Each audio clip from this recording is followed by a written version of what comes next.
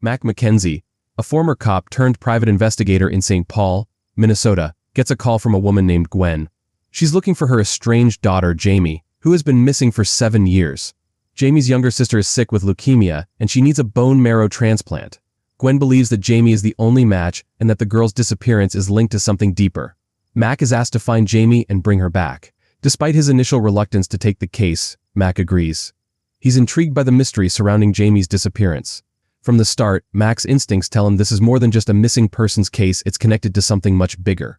As he digs into the family's past, he uncovers secrets, lies, and the complexities of human relationships that will make this case more dangerous than he ever imagined. Mac Mackenzie begins his investigation by visiting the last known address of Jamie. It's an old apartment building in a rundown part of the city.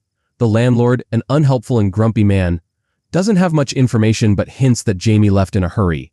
As Mac speaks to a few neighbors, he starts to piece together a troubling picture of Jamie's life before she vanished.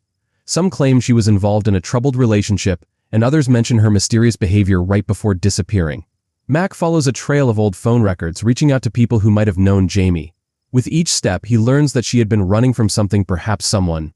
It's clear that her disappearance wasn't just a result of bad choices, something darker was involved.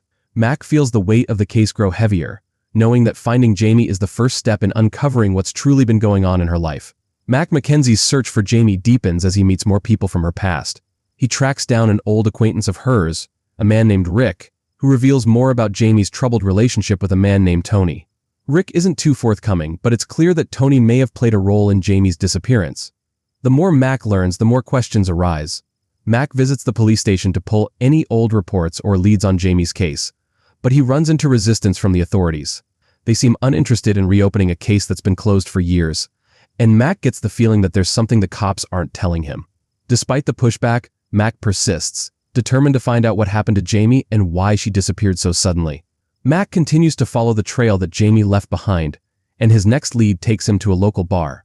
There, he meets a bartender who remembers Jamie. She describes her as a quiet girl who always seemed to be running from something. The bartender tells Mac about a few troubling encounters between Jamie and a man who often came in the same man Mac had heard about, Tony.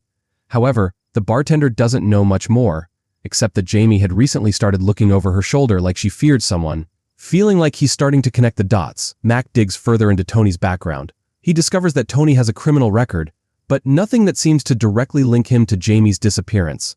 The deeper Mac gets, the more he feels there's a dangerous game at play, and he's determined to uncover it, no matter how risky it becomes. Mac's investigation into Tony's background leads him to a private security firm where Tony had worked. The manager there remembers him, but claims Tony left the job abruptly and hasn't been in touch since. Mac grows suspicious, sensing that Tony is hiding something. After following up with more old contacts, he begins to realize that Jamie might have gotten tangled up with dangerous people. In an attempt to learn more, Mac tracks down a local detective who briefly worked on Jamie's case. This detective, however, is tight-lipped and warns Mac to stay out of things that don't concern him. It's becoming clear that there are more people involved than Mac initially thought, and the deeper he digs, the more he starts to understand that solving this case won't be as simple as finding a missing person. It could cost him a lot more. Mac Mackenzie's search takes a darker turn when he discovers a lead linking Tony to a series of shady deals involving stolen property. As he pieces together more information, Mac realizes that Tony's connections run deep, and Jamie's involvement with him might have been more than just a bad relationship. It might have been part of something larger and more dangerous. Mac begins to feel the weight of the case press on him. The more he uncovers, the more risks he has to take. He starts following Tony more closely, observing his movements and meeting with other informants who are willing to talk about the criminal activities linked to him. As the pieces of the puzzle begin to fit together, Mac's determination to find Jamie intensifies, but so does the danger surrounding him. He knows he's getting closer, but he's also aware that the people involved in this web of crime won't let him dig any deeper without a fight. Mac Mackenzie's investigation hits a critical point when he receives a tip about a secret meeting between Tony and a group of shady figures. He decides to follow Tony once again, this time through a quieter part of town. As he gets closer, Mac can sense the danger intensifying. He knows that if he gets too close, he might attract unwanted attention, but his determination to find Jamie keeps pushing him forward. At the meeting, Mac overhears bits of conversation that suggest Jamie was involved in something much bigger than he thought. She might have been an unwilling participant in criminal activities, and now it seems that Tony is trying to silence her. The more Mac learns, the more he realizes that the stakes are much higher than just finding a missing person. It's clear that Jamie's life, and perhaps his own, might be in grave danger. Mac Mackenzie is now fully immersed in the dangerous world surrounding Jamie's disappearance. He feels more urgent than ever to find her, especially after his latest discovery Tony isn't just involved with petty criminals, but with a much larger network of corruption. This realization shakes Mac, as it becomes clear that Jamie might have been used as leverage in a larger criminal operation.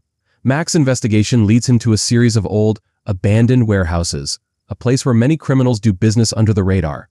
He carefully approaches one of the buildings, knowing it could be a trap.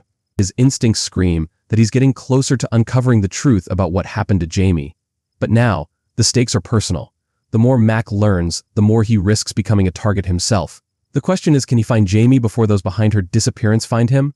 Mac Mackenzie's pursuit of the truth takes him to an unexpected lead. He tracks down a contact who claims to know where Tony has been hiding. This leads him to a rundown part of town, where he spots a familiar car parked outside an old building. His instincts tell him that Tony is inside, but the area is dangerous, filled with thugs who clearly work for Tony. Mac knows this could be his chance to confront Tony and uncover the truth, but it's risky. As he carefully makes his way inside, he tries to stay out of sight, listening for any sign of Tony or Jamie. The atmosphere is tense, and Mac can feel the danger lurking in every shadow. He's close to finding out what happened to Jamie, but the deeper he goes, the more he realizes that the answers might come with a price, one that he might not be willing to pay. Mac Mackenzie takes a deep breath before entering the abandoned building. As he moves through the dark, damp halls, he feels a sense of dread growing with every step. The air is thick with tension, and Mac knows he's close to something big. Suddenly he hears voices coming from a nearby room. He creeps closer and peeks through a crack in the door, seeing Tony talking to a group of men. They're discussing plans that involve smuggling and money laundering, and Mac realizes that Jamie was caught up in a world she couldn't escape. As he listens, he hears a familiar name, Jamie's. It's clear that Tony and his associates are more involved in her disappearance than Mac originally thought. The more Mac hears, the more he understands how deep this criminal operation goes. The question now is how far Tony will go to keep Jamie hidden, and how far Mac is willing to push to bring her back. Mac Mackenzie decides it's time to confront Tony directly. With the new information he's gathered, he feels confident that he's finally pieced together enough to find out where Jamie is. As Mac leaves the building, he's careful not to alert the men inside to his presence. The sense of urgency is stronger than ever. He knows that every moment counts in getting to Jamie before it's too late.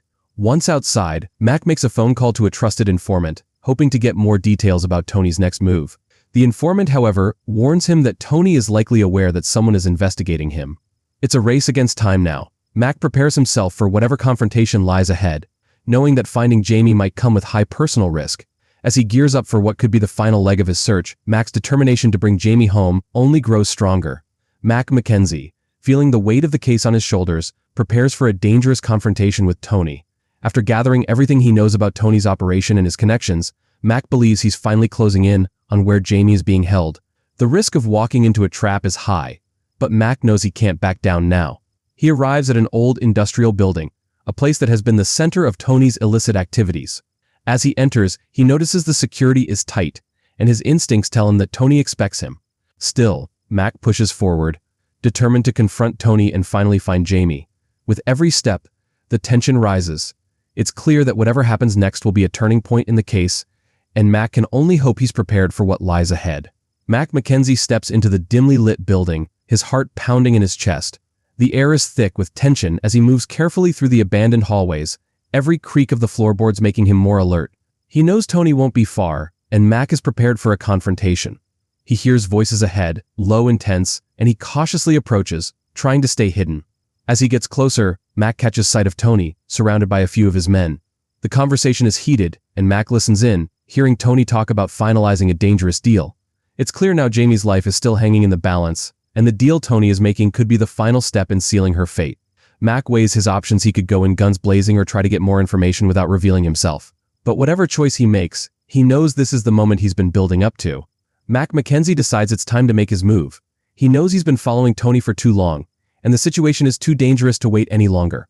He watches Tony closely, waiting for the right moment to act. As Tony turns to speak with one of his men, Mac takes the opportunity to slip further into the building, moving quickly and silently. His mind races with thoughts of Jamie, and the urgency to find her increases with every step. When he finally confronts Tony, the room goes still. Tony's eyes narrow as he recognizes Mac, and the tension in the air is thick. It's clear that Tony was expecting this moment.